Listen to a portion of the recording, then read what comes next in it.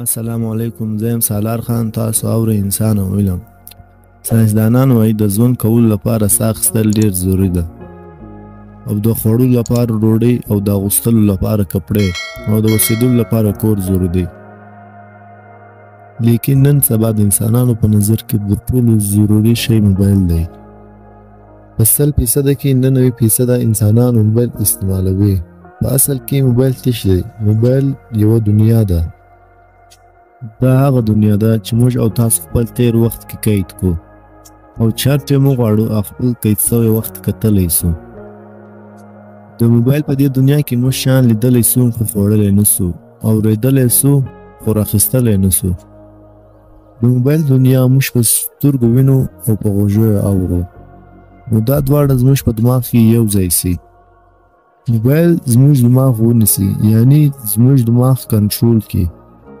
که موږ د چا سره یو خبرې کوو یا یو ګپه کوو، نو د موبایل ګنټۍ راسي، نو زموږ ټولو سوچ د موبایل ګنټۍ خواته ولاړ سي. تر هغه انسان زیات اهمیت موږ د موبایل ګنټۍ ته ورکوو. موږ ته اوس خپله سمه دنیا پاتې ده. موږ د یو دروغو په دنیا اخته یو، یعنې په موبایل باندې. اوس که موږ یو محفل ته ولاړ شو، نو د هر انسان په لاس کې خپل موبایل وي. بغیر موبایل انسان داسې ناست وي لکه انسان چې نه. هر انسان اوس خپل ځان ته دنیا لري. چېر شی غواړي هغه کتلی سي، او چېر شی غواړي هغه اورېدلی هم سي. په موبایل کې موږ عام خاص ګوګل، فیسبوک، میسنجر، واټساپ، ټیک ټاک او سنیک استعمالوو. که موږ تصویر یا ویډیو په موبایل کې پورته کړو، نو موږ په دې انتظار کې چې زموږ په څو لایکې زموږ ویډیو به څو خلکو کتلی وي. نو چې کله موږ ته لایک میلاو سو، نو بیا موږ ډېر خوشحاله سو، او بیا بار خپل موبایل چیکو. نو په اصل کې موږ موبایل نه استعمالو، موبایل موږ استعمالوي. نو چې کله انسان یوازې سي، دی د خلکو سره د ګپ پر ځای باندې خپل ټایم په موبایل کې پاسوي. انسان اوس د باندې دنیا ته دونه ټایم نه ورکوي. انسان اوس خپلو هغه رشتو ته دونه ټایم نه ورکوي. په اصل کې انسان اوس مطلبي سو. یو انسان اوس بل انسان ته ضرورت نه لري، هغه ځکه چې اوس د ده سره موبایل سته.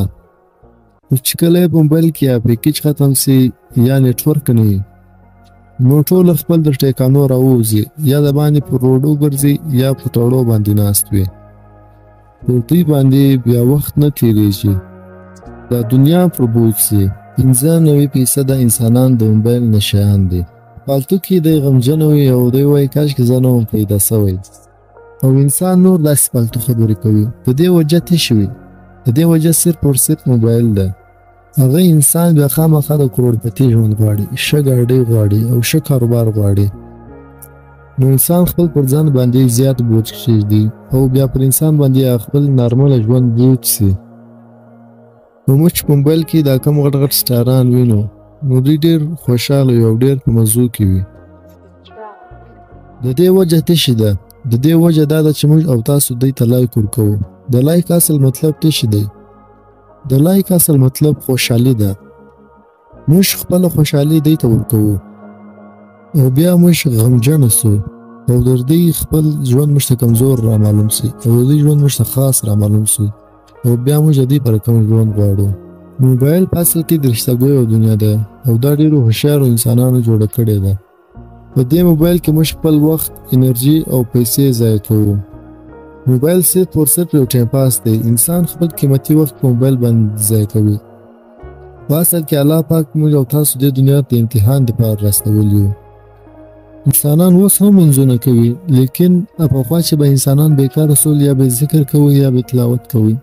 انسانان اوس خپل ټایم په موبایل باندې پاسوي، او د ذکر ټایم ټول موبایل تور کوي. نو د انسان عمر به 80 یا 80 کاله وي، هغه زیات سے زیات د 80 کاله. د لسو کالو څخه ونیسئ بیا تر 30 کالو پورې زموږ او ستاسو عبادت د هیرې اجر لري.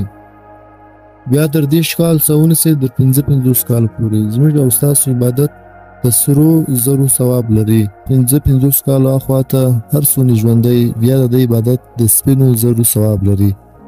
په اصل کې موږ تاسو الله پاک خپل عبادت ته پیدا کړو، لیکن موږ خپل وخت موبایل باندې ضایع کوو. نو کله چې موږ یو مونځ کوو، نو زموږ سوچ یا په کار کې وي یا په موبایل کې وي.